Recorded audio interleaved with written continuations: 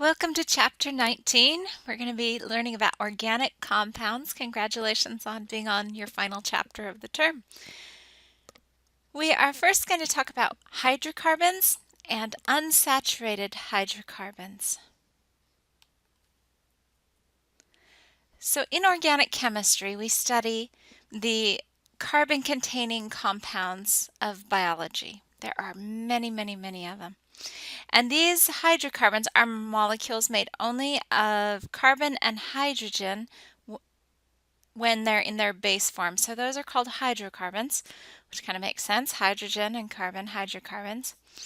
And when they only have single bonds, they're called alkanes. And they're also called saturated hydrocarbons. It's kind of like if you have a sponge and it's saturated, it's full of water to its complete amount. An alkane, if it's saturated, is using every single carbon bond to either connect to another carbon or to connect to a hydrogen, so there are no double bonds going on. So here's a picture of a saturated hydrocarbon. What they've done is they've put a gray sphere to represent the carbons. So we've got here 6 carbons in a chain. And then they've put white spheres to represent hydrogen. So in order to fill all the bonds here, the ones on the ends are going to need 3 hydrogen. The ones in the middle will each need 2 hydrogens, and that makes it saturated so that each carbon is using all 4 of its bonds to either bond to a carbon or to a hydrogen. Below that we have 6 carbons again, but this is an unsaturated carbon skeleton. You have double bonds between 2 of the carbons going across here, and those carbon double bonds prevent those carbons from forming all the possible carbon-hydrogen bonds they could make, and so it's called unsaturated. So whenever you have a double or a triple bond taking place between a carbon and another carbon, then you've got an unsaturated hydrocarbon, and it was no longer an alkane. They have special names for the ones that have double or triple bonds. So if you have at least one double bond and no triple bonds, then they call them alkenes. Notice the only difference there is the A is changed to an E. That would be an unsaturated hydrocarbon, and here's 2 examples off to the right here. Both of these, the top right structure has 1 double bond in it, so that would be an alkene. In this case, there's 3 of them, and so they call it propene. And then below that, you have 2 carbons with a double bond. That would IUPAC-wise usually be called ethene, but they actually have a special name for that one, a common name for it, of acetylene, which you may have heard of for high temperature torches. If you have a triple bond, which will be represented by 3 lines between 2 carbons, this structure here that's all lines and no letters written in, that is also a structure with carbon and hydrogen. And the way that this works in organic chemistry is wherever there is a bend or an end, there's a carbon, and they leave all the hydrogens out. So we have a carbon where there's a 1, where there's a 2, where there's a 3, 4, 5, 6, 7. We have carbons at the ends of your V by the 5, and we have carbons, 2 of them in a row by the 3 going out to the left. Those are all carbons, and then the hydrogens, you just say, well, each carbon has 4 bonds, so wherever it's missing a bond, you'll put in a hydrogen. So like the ones on at number 1, that carbon has 3 bonds to another carbon, so it would have 1 hydrogen. Number 2 has 4 bonds, 3 on the top, 1 on the bottom. It doesn't need any hydrogen. And carbon 3 here would have 3 bonds coming off of it, so it needs 1 more to make 4, so it would have 1 hydrogen. So you kind of do that logic trail in order to solve how many hydrogens are there. So those are alkynes when they have a triple bond, and they're also unsaturated hydrocarbons. And then we have something special called aromatic hydrocarbons, and they have a ring that has 6 carbons, and then those 6 carbons have alternating double single bonds. And that creates a structure where the multiple bond electrons kind of move between all 6 carbons instead of just between 2. And because they're shared by all 6 carbons, you've got a special stability there. The ring by itself is called benzene, but you can also combine them to make larger structures. And in fact, they're found in a lot of the hormones that we have in our body, like cortisol, estrogen, testosterone. You'll find aromatic hydrocarbons as part of those structures.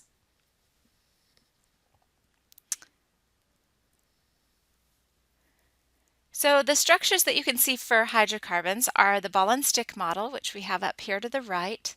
This one right here has 2 carbons with a double bond, and then single bonds going off to hydrogens in white. The advantage is it shows the spatial 3D arrangement of the atoms, which is great. But the disadvantage is they're kind of bulky and they're hard to draw on 2D paper. So we would like more options than just that, even though there's a great amount of information right there. The next one is a dash structural formula. The advantage is it's going to show all the atoms that are there, and it connects them with bond lines. The disadvantage is that you've got to have lots of drawing space, especially as we get into bigger molecules, to put in all those hydrogens. So we've got one of those to the lower left here. You'll see we've got a carbon connected to a carbon connected to an oxygen connected to a carbon connected to a carbon, and all the hydrogens are put on there around the outside. Since oxygen only forms 2 bonds, it doesn't have any hydrogens coming off from it in this case because both those bonds are going to carbons. This right here would be a saturated molecule, but it's not a hydrocarbon anymore because we have an oxygen in it, so it's more than just carbon and hydrogen. The condensed formula, they'll write the carbons, and after the carbon, they'll write whatever is connected to the carbon. So we have one of those right here. We have a CH3. The 3 hydrogens are connected to a carbon. Then we have a CH2. The 2 hydrogens are connected to a carbon, CH2. Those 2 hydrogens are connected to that carbon, and the Br is going to be connected to the 3rd carbon here since it's written after it. The advantage is it takes less space to draw. It's much faster to draw. The disadvantage is that the hydrogens are written to the right of the atom they're connected to, so you'll have to figure out exactly where they're oriented in your mind. The bond line formula is probably the simplest to draw, probably the least information there, and it's disconcerting at first, but you kind of get used to it as you go. The disadvantage is you have to figure out that all the curves in the lines are carbons, and then determine the number of hydrogens based on the fact that each carbon has to have 4. And any not accounted for are connected to the hydrogens, any of the carbons that don't already have a bond there to make the 4 you put in a hydrogen. So try drawing all 4 structures for methane, which is a carbon that has 4 hydrogens. You'll find that for the simplest one, the bond line formula, it doesn't work because you'd have like a dot on your paper. So don't worry too much about that one, but see if you can do the other ones.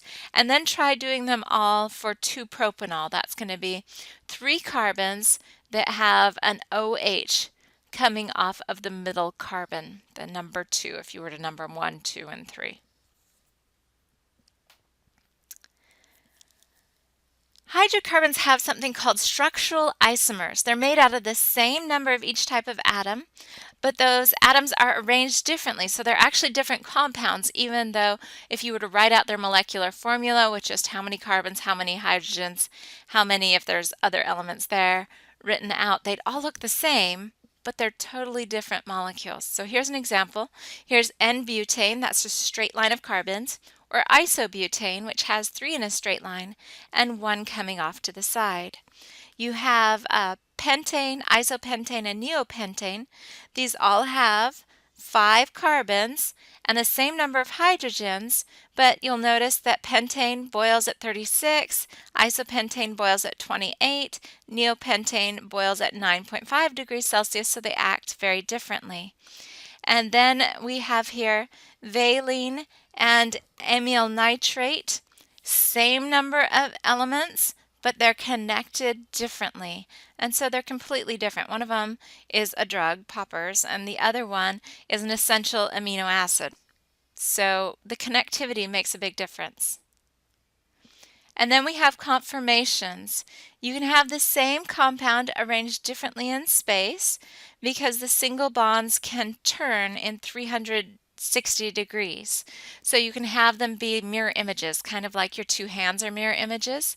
And even though they're technically connected the same, because they're mirror images, they interact differently with what you're working with.